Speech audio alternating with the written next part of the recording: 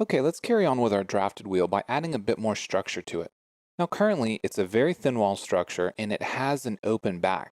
Now of course this is a child's toy, so the load's not going to be much, but you can expect that with a child's car, they're going to put a bunch of weight, they're going to lean on it, and this is not a very strong design. So what we'd like to do is add some ribs to the back to give it a little bit more structure. So I'm going to start by selecting the back flat face of the inside hub and starting a new sketch. Now we're going to use a tool that SolidWorks has called ribs. And to do this, we're simply going to draw a single line. We're going to snap to the upper edge of this flat face. It's an intersection point at the top. And we're going to drag all the way to the intersection point of the inside of our circle. And we're going to hit the escape key. Now, the reason we do this is because this sketch is below the upper lip.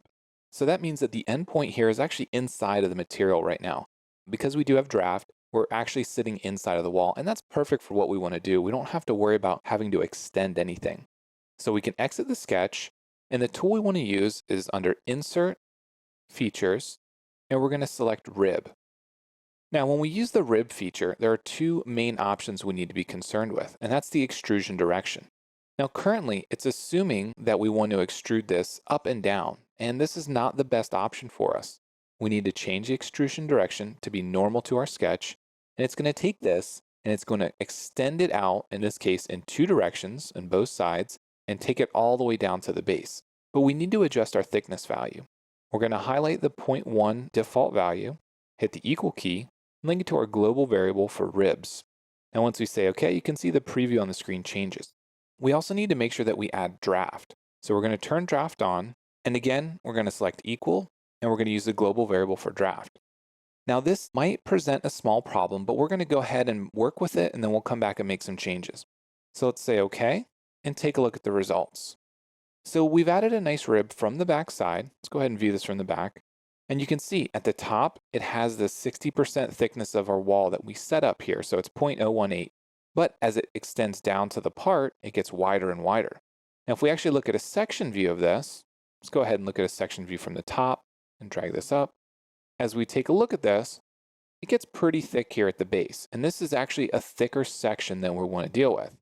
Now, if we look at this in a normal 2, now if we were going to draw a sketch here, what you want to avoid is an area where the circle that is equal to your wall thickness, in this case, let's say 0.04, you want to make sure that this circle does not get overlapped by the wall thickness. So you can see in this case, the inscribed circle is going to be much larger than the overall wall thickness. So we have to be real careful here because right now the wall thickness is much too great. So what we want to do is we need to adjust a few values. We can adjust our equation manager and reduce the amount of wall thickness we have. This will create a thinner wall at the top of our peak. The other option that we could do is reduce the draft on this specific feature. So if we go back into the rib feature, or if we simply select it on the screen, we can modify that value. Now you have to be real careful when you're editing a feature that is linked to a global variable. In this case, we have it linked to 3 degrees. To unlink this, I'm going to click on the globe icon, and you see that it says equal draft. Now if I click it again and try to delete this value and change it to 1, what we're actually doing is we're changing the global variable. If instead I click on this and delete it and hit OK, it removes the global variable from it. And now I can use that 1 degree draft. So now what we've done is we've taken that 60% value and we've added a 1 degree draft to it. So when it gets all the way down to the base, it's not necessarily going to be too large, but we should still measure this. So I'm going to use my measure tool. Now I want to measure from one side, go all the way to the other, and see what our wall thickness is. Now you can see here it says it's 0.03. Now if we want to change, in this case, our custom units and change the number of decimal places, we can see that it's actually going to be a little bit different. Now in this case, we're going to have to reduce the wall thickness. So we need to go back into our equation manager, and we need to change our wall thickness to be, let's say, 0.5. Update our part, and that makes the rib just a little bit thinner. And these are the kinds of challenges that you want to be aware of, because as you're creating these parts, you start adding ribs and things like that, you have to be very careful that you're not adding a rib that ends up being too thick. Now there are other ways that we could approach this. We could start the rib a little bit lower. We could change the actual rib profile so that it curves down a bit and comes back up. We don't have to worry about it getting too thick at the base. Now with this rib, you can see that it's planar. It matches the face that we started the sketch on. It doesn't go up to the back edge of our wheel. So this is not really offering a lot of structure to our part. It's offering some because we are taking care of about half of it, but we want to add a little bit more.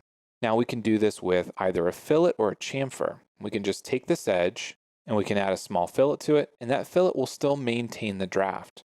In this case, let's go ahead and add an 1/8 inch fillet, say okay, and take a look at the results. So if again, we view this from the back side, you can see both sides of the fillet faces are still drafted. They still have that 1 degree draft on them. So this works just fine. Now from our feature tree, I'm going to select rib 1, control select fillet 2, and then go into my linear pattern dropdown and select circular pattern.